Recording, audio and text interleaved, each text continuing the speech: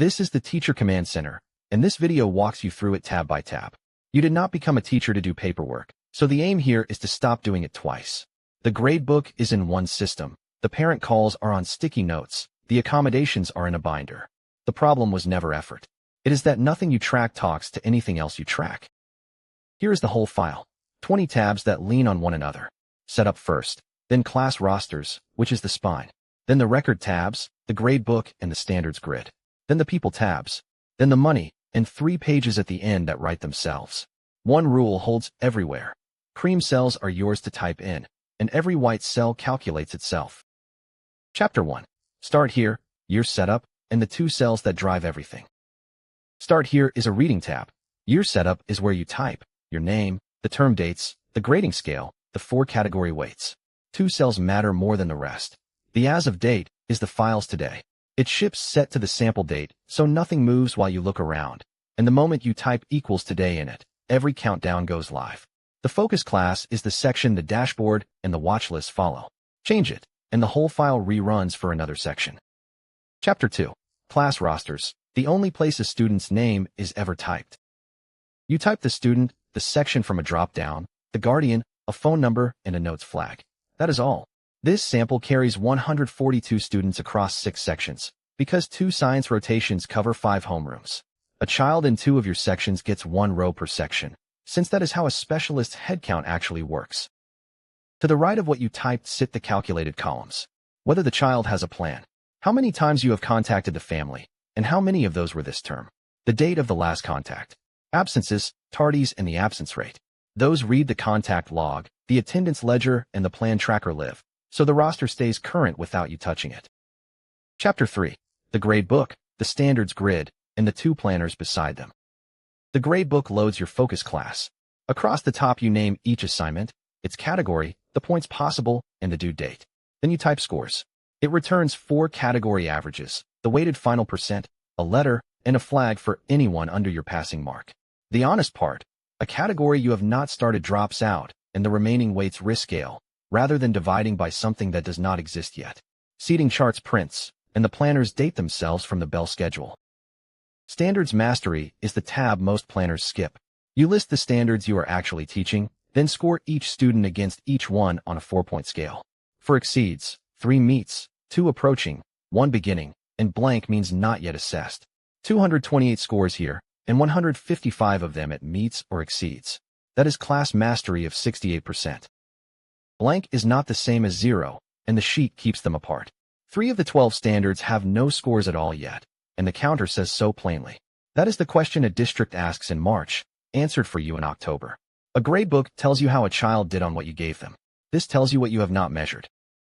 Chapter 4. Attendance, and the tab that answers who you have not called. Attendance is an exceptions ledger. You log absences and tardies, and everyone you did not list was present.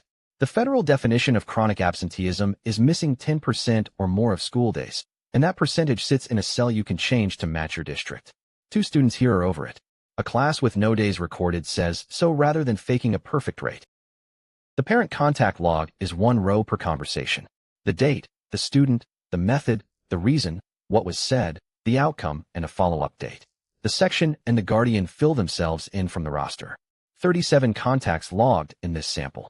That much is just a log, and plenty of planners have one. This is the part no other planner ships. Underneath the log is a watch list of the families you have not contacted this term, pulled automatically from the roster. 11 names in the focus class, each with a phone number, and the days since the last contact reading never in red. Coverage is 58%. That is not a scoreboard. It is a list you can work through on a Thursday afternoon. Chapter 5. Plans, Behavior, and Small Groups. The plan tracker holds the plan type, the case manager, and the annual review date, then counts the days to that review and turns red when it is close. The soonest here is 19 days out. Underneath sits an implementation log, 1 line each time you provided an accommodation, and the sheet names any plan with no entry this term. Behavior logs by tier and reads the contact log. Small groups records an entry score and an exit score and says whether it moved. Chapter 6. Specialist Rotation, for anyone who does not teach one class of 25. You set the cycle type and today's cycle day, then fill the grid. 8 periods across 6 cycle days, picking a class in each slot. Underneath, The file mirrors that grid and head counts, so you can see what each day costs you and students. 1,050 student contacts per cycle in this sample. Per class, it works out the meetings you get, and the next cycle day you will see them. Chapter 7. The classroom budget and the money that came out of your own pocket.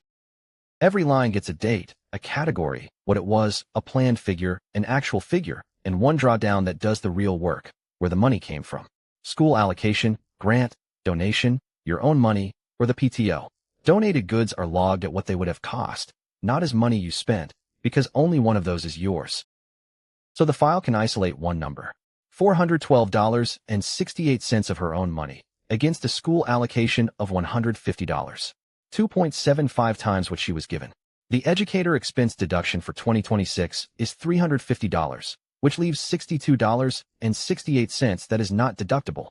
That figure is cited, dated, and sits in a cell you can change. This is not tax advice, and the sheet says so. The wishlist tab tracks what you were not paid back for, $143.41. Chapter 8. The sub-packet, the dashboard, and the year-end wrap. Sub-plans is print-ready and portrait. Your name, the school, and the grade come from year setup. Today's schedule comes from the Bell schedule with live head counts, and you write one line per period saying what to do. Then 12 rows for where everything is, the drills, and the contacts. The students a substitute must know about pull themselves in from the roster's notes flag. Fill it in once in September, and it keeps itself current. The data and growth dashboard has nothing to type at all. 16 figures in 4 rows. Your roster and where you are in the year, then class average, attendance, mastery and contact coverage, then the flags, then the money. Every one is a formula reading a tab you filled in. Underneath, a flag table that names not just the count, but which tab to open. Year-end wrap is a 16-task checklist with a live % complete, a final grade export read straight from the gradebook, and 6 notes to next year's self. Reference and tips explains how the weights work, how to add a 9th class, and how to go live. It carries the privacy note, 6 honest limitations, and the 2 researched figures with their citations and dates. That is the whole file. The roster, the gradebook, the standards, the contact log, the plans, the rotation, the money, and the pages that print. $22.97, one time, with free lifetime updates. One last thing, and it matters. You own this file. It is yours to change. Rename a category, add a section, move a threshold, delete a tab you will never use. Nothing breaks when you make it your own.